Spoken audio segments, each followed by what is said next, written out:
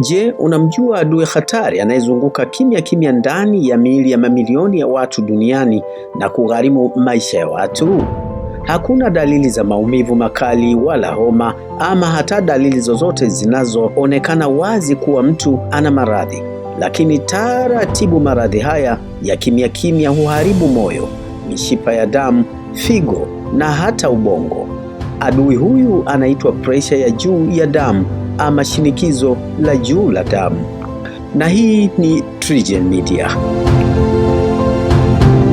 Kwa mujibu wa shirika la afya ulimwenguni WHO, shinikizo la damu la juu maarufu kitaalam kama hypertension ni miongoni mwa sababu kuu za vifo vya mapema kwa watu wengi duniani. Kwa nini maradhi haya ya kimya kimya ni hatari namna hiyo? Ukweli ni kwamba watu wengi wanakuwa hawana uelewa wala dalili za wazi za aina hii ya presha ya kimya kimya hadi pale madhara makubwa yanapoanza kujitokeza kama vile kiharusi ama mshituko wa moyo. Katika hali ya kawaida inakuwa hivi: mtu anaendelea na maisha yake ya kawaida ya kila siku, yaani anafanya kazi, anakula, anacheka na familia yake, lakini ndani ya mishipa yake damu inasukumwa kwa nguvu kupita kiasi kila sekunde.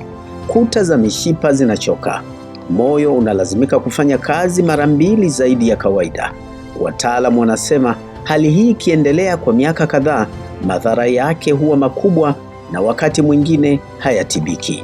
Je, unazijua sababu za kawaida kabisa ambazo ni chanzo kikubwa cha shinikizo la juu la damu?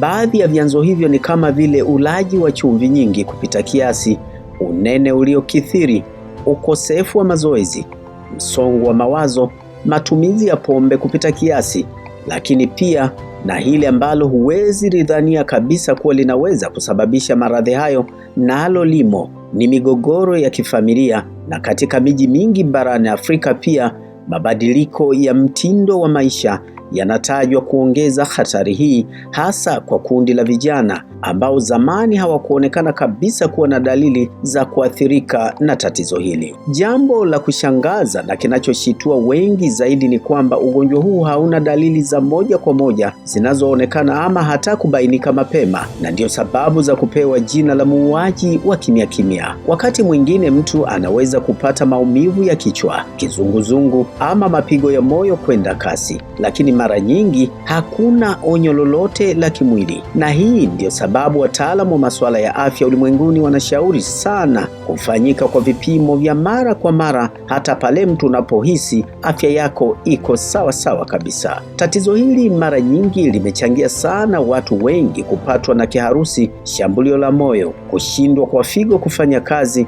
na hata kupoteza uwezo wa kuona, pamoja na kulemaa kwa baadhi ya viungo vya mwili. Kwa mujibu wa kituo cha kudhibiti na kuzuia magonjwa Centers for Disease Control and Prevention, ni kwamba kudhibiti presha ya damu hupunguza kwa kiasi kikubwa hatari za matatizo haya makubwa. Habari njema ni kwamba presha ya juu inaweza kudhibitiwa kwa kupunguza matumizi ya chumvi, kula mboga za majani na matunda kwa wingi, kufanya mazoezi angalau dakika 30 tu kwa siku ili kupunguza uzito uliopitiliza, kuepuka uvutaji sigara, pamoja na kupunguza matumizi ya pombe kupita kiasi kunakoweza kumkinga mtu dhidi ya tatizo hili kama bado halijampata. Na kwa wale waliogundulika tayari, dawa za hospitalini husaidia sana endapo zitatumika kwa usahihi na chini ya usimamizi wa daktari. Kipimo cha presha ya juu ya damu ni rahisi sana na hakichukui muda mrefu, ni dakika chache tu, lakini zinaweza kuokoa maisha yako. Wataalamu wanashauri watu wazima kupima presha yao angalau mara 1 kwa mwaka au mara nyingi zaidi kwa wanaohisi viashiria vyovyote vya maradhi hayo. Afya ni hazina isiyoonekana hadi pale inapoota mbawa. Kwa kifupi, shinikizo la juu la damu kamwe halipigi kelele, halibishi hodi kabla ya kuingia, lakini kwa maarifa, tahadhari na hata usahihi na kuzingatia ushauri wa wataalamu, tunaweza kuzuia hatari hii na kulinda maisha yetu yasitoweke kimya kimya, na ili maradhi haya kutokuwa hukumu ya maisha yetu.